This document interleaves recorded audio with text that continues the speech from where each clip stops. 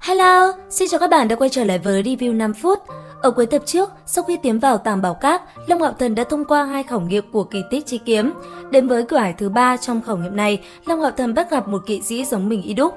Vừa thấy hắn xuất hiện, người kia ngay lập tức phóng đến trước mặt Long Hạo Thần phát động công kích. Một kích đầu tiên hắn chính là dùng kỹ năng đột kích. Long Hạo Thần tiện tay lấy 2 thanh kiếm cũ trong không gian nồng đậm quang nguyên tố, rốt cục trong tay song kiếm cũng khởi động. Quang mang vàng chợt lóe, hắn lại lấy kiếm phá kiếm. Dưới tình huống không hề dùng bất cứ kỹ năng gì, toàn bộ ngăn chặn công kích của tên kia. Sau khi va chạm, Hạo Thần kinh ngạc phát hiện sức mạnh của tên kia vậy mà ngang ngửa mình. Tuy hắn không biết thứ công kích mình là gì, nhưng có thể cảm giác ra đối diện dường như chính là bản thân mình. Trong quá trình chiến đấu, điều làm hắn ngạc nhiên là tên kia dù thân pháp, kỹ năng hay thuộc tính đều cùng mình tương đồng. Tuy nhiên, Long Hạo Thần cũng phát hiện ra linh lực của gã đang không ngừng tiêu hao. Nếu đã vậy, bản thân chỉ cần phòng ngự thôi là được. Đang trong lúc Long Hạo Thần suy nghĩ, thân thể người kia bỗng nhảy lên cao. Ngay sau đó, phục chế kỹ năng đấu sắt toàn viên kiếm đánh thẳng xuống trước mặt hắn. Long Hạo Thần trong lòng thầm kinh hãi, chính hắn biết sử dụng đấu sắt toàn viên kiếm, đương nhiên hiểu kỹ năng này, một khi phát huy thì uy lực mạnh mẽ cỡ nào. Trong khoảnh khắc, cường đại tinh thần lực của Hạo Thần đột nhiên bùng nổ, tay trái kiếm quang xuất hiện 3 quang hoàng chính là vòng tín niệm, thủ hộ âm tứ, cường kích quang hoàn. Kiếm quang tay phải thì phát ra quang mang trắng đậm đặc, chính là thanh kiếm xúc thế, tu vi tăng lên tới ngũ giai, đồng thời linh quang bao tay phóng ra thành quang cháo chống đỡ một đòn kia. Ngay sau đó, một tiếng rồng ngâm rõ to vang lên gần người Long Hạo Thần.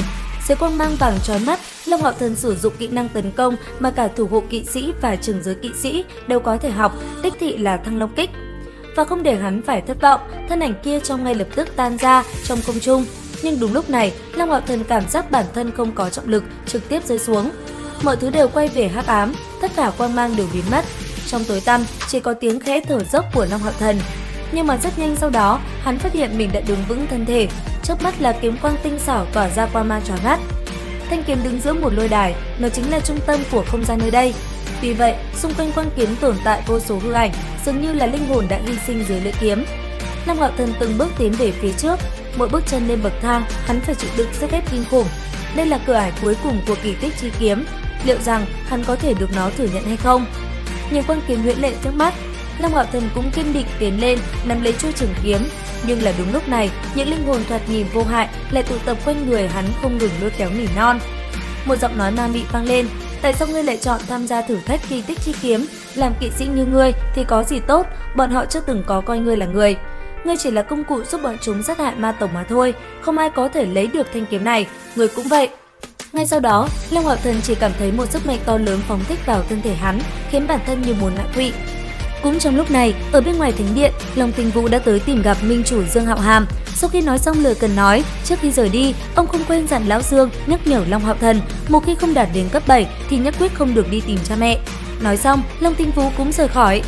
Ở bên trong không gian của Lam Vũ Quang Phủ Dung, Long Hạo Thần lúc này thừa nhận thống khổ kịch liệt. Tuy nhiên, hắn quyết không từ bỏ. Bàn tay nắm lấy chuôi kiếm không ngừng chảy máu, cảm giác đau nhức từ lòng bàn tay truyền tới khiến hắn có chút bết bát. Những linh hồn kia vẫn không ngừng bám víu quanh thân thể hắn, âm thanh nguyền rủa bên tai chưa phút nào ngưng lại. Bỗng nhiên lúc này xuất hiện chấn động kịch liệt, trong tay trường kiếm trong chốc lát phát ra ngàn vạn ánh hào quang, mắt Long Hạo Thần lóe lên tinh quang màu vàng thấm khiết. Tuy Lam Vũ Quang Phủ Dung có song thuộc tính nhưng lấy quang là chính, quang thuộc tính gặp thể chất quang minh chi tử há có thể bỏ qua hay sao? Trong quang mang vàng, quang mang xanh quay quanh hóa thành một cột quang mang khổng lồ vọt tới đỉnh động, cường đại linh lực dao động nháy mắt bùng nổ.